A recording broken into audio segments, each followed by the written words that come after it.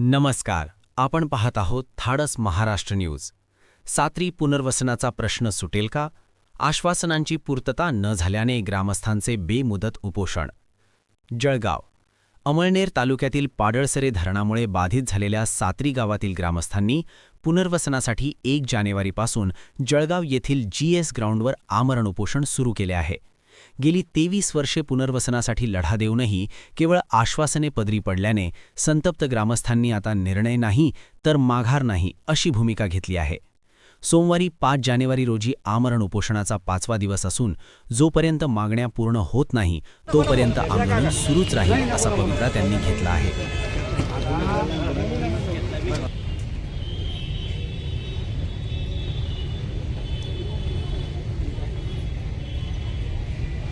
तुम्ही आज उपोषणाचा 5वा दिवस आहे, नेमकं काय मागणी आणि कुठपर्यंत हे असं उपोषण चालत राहणार तुमचं? आम्ही सात्रीचे सगळे नागरिक आमचं 2008 सालीच पुनर्वसन होणार होतं. त्या ठिकाणी कलेक्टर साहेबांनी सांगितलं आम्हाला की तुमचे प्लॉट वाटप आम्ही करून देतोय. आमच्या आमदार साहेबांनी बी आम्ही काल आमदार साहेबांना फोन लावला अनिल दादांना. आमच्या आमदार साहेबांनी दादा आंबळचे त्यांनी आम्हाला सांगितलं की भाऊ तुमचे 2008 पर्यंत जे मंजूर झालेले प्लॉट आहेत ते तुम्हाला देण्याचे मी कलेक्टर साहेबांना मी सांगितलेलं आहे. त्यांचाही अडथळा आता दूर झालेला आहे.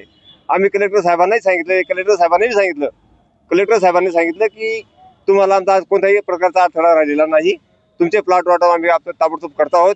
त्यांनी आम्हाला 17 तारखे दिलेली होती. पण असं आमचं म्हणणं होतं की 17 तारखेचं आज जर झालं तर बरं होईल, कारण आम्हाला वारंवार असं 3दा लेखी देऊन सुद्धा त्यांनी आमचं पुनर्वसन केलेलं नव्हतं.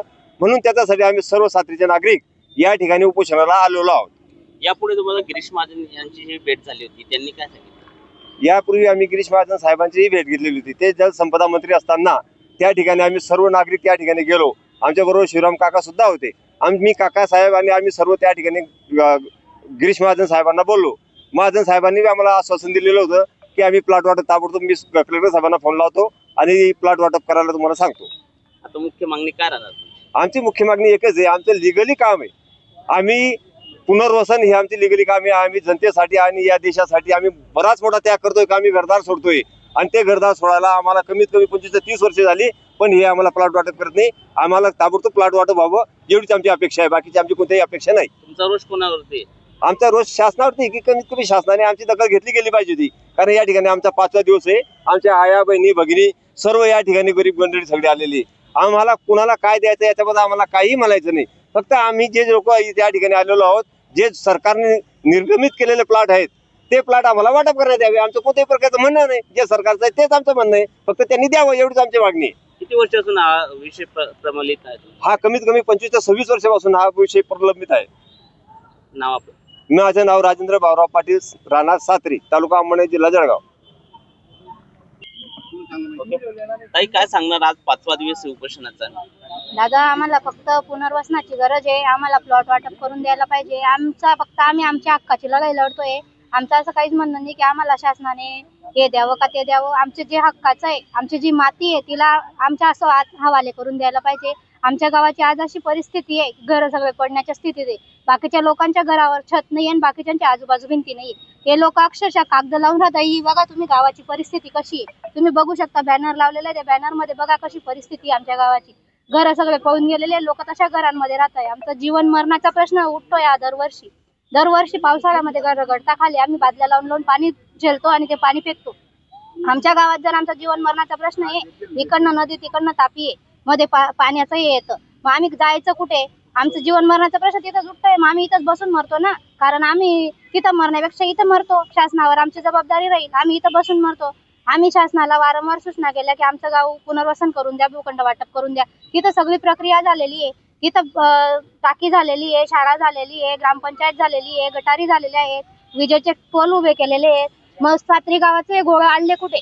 ते गोळ आडतं का बरं आहे? कारण वरून शासकीय लोक त्याच्यावर लक्ष देत नाहीये आणि राजकारणी लोक आहेत त्याच्यामध्ये अडथळे घालतात. आता जे अनिल वायदास पाटील यांनी जे पत्र दिलं होतं ते पत्र त्यांनी मागे घेण्याचा आमच्याशी संवाद केलेला आहे की बुवा आम्ही ते पत्र मागे घेतो, तुमची पुनर्वसन प्रक्रिया होणार म्हणजे होणार असं ते आम्हाला सांगताय. पण कधी होणार याच्यासाठी आम्ही इथं बसलेलो आहे. आमचं पुनर्वसन हे लवकर व्हायला पाहिजे, पुनर्वसन करून द्यायला पाहिजे, प्लॉट वाटप करून द्यायला पाहिजे. आम्ही आमच्या हक्कासाठी लढतोय, हाच आमचा शासनाला इशारा होता. आणि जर आमचं पुनर्वसनाची मागणी झाली, आम्हाला प्लॉट वाटप करून देणार तर मग आम्ही इथून घरी जायला तयार आहे. आज 5वा दिवस आहे, आतापर्यंत कोणताही अधिकारी आले नाही. नाही कोणीच अजूनपर्यंत आलेले नाहीये. जे कलेक्टर साहेबांचे असिस्टंट होते ते आले होते पहिल्या दिवशी की तुम्हाला आम्ही 17 तारखेला प्लॉट वाटप करून देतो बुवा, तुम्ही आता घरी जा. पण मग आम्हाला असं 2-3दा त्यांचं आश्वासन दिलं गेलं, लेखी आश्वासन असून ते त्यांच्या आश्वासनाला हे देत नाही आणि आमचं पुनर्वसन करून देत नाही. मग आम्ही किती दिवस वाट बघायची? आमचं आयुष्य का आम्ही जुन्या गावातच खपून द्यायचं आहे का? आपलं नाव भाग्यश्री संदीप बोस. काय सांगणार दादा, आज 5वा दिवस आहे उपोषण. 5वा दिवस उपस्थित आहे. मी पुंडला सखाराम पाटील, राहणार सात्री. पुनर्वसनाच्या संदर्भामध्ये आम्ही इथं जळगावमध्ये आलेलो आहेत. आम्ही सर्व ते गावाचं असं पुनर्वसन झालेलं आहे. गावाची दशा 2005 पासून ते 2008 आम्हाला त्यांनी लेखी आश्वासन दिलेले होते, कोणीच दिलं नाही. आणि अनिल आमदाराने 27/5/2022 रोजी आम्हाला सर्व हे लेटर पण त्यांनी अडवलं. हे यांचं पुनर्वसन व्हायला नको पाहिजे असे अनिल भाईदास यांनी सांगितलं. आणि आता अनिल भाईदासला मी काल फोन केला, त्याने म्हणे पुनर्वसन मी करून देऊ. म्हणजे केव्हा करणार? आम्हाला 17 तारीख दिलेले आहे, 17 तारीख तुम्हाला मिळणार नाही असं सांगितलं होतं अनिल भाईदासने. निवडणूक चालू आहे, असं आहे तसं आहे असं सांगू लागले. पण आमची दशा अशी झालेली आहे, गावाची 35 घरांचा पंचनामासुद्धा झालेला आहे. पंचनामा झाला आणि 175 घरांना 2008 ते जमिनीचं भूसंपादन केलेले पळाट पाडले. पण नवीन याच्यामध्ये नवीन सात्रीमध्ये शाळा झालेले, टाकी झालेले, ग्रामपंचायत झालेले, काही सर्व झालेलं आहे. त्या ठिकाणी कोणतंच खोटं नाही आहे. आम्ही गिरीश महाजनला सुद्धा भेटायला गेलो, काही अनिल भाईदासला सुद्धा 2021 भेटायला गेलो. पुनर्वसनसाठी पुनर्वसन करा एवढं कडकडीची विनंती आहे आमची. आणि घरदार सुद्धा पडून गेले बाकीच्यांचे, ते सुद्धा कोण बघत नाही. आमदार येत नाही, खासदार येत नाही, जलसंपदा मंत्री येत नाही, कोणी येत नाही. फक्त शिवराम काकाच आला आमच्या ठिकाणी.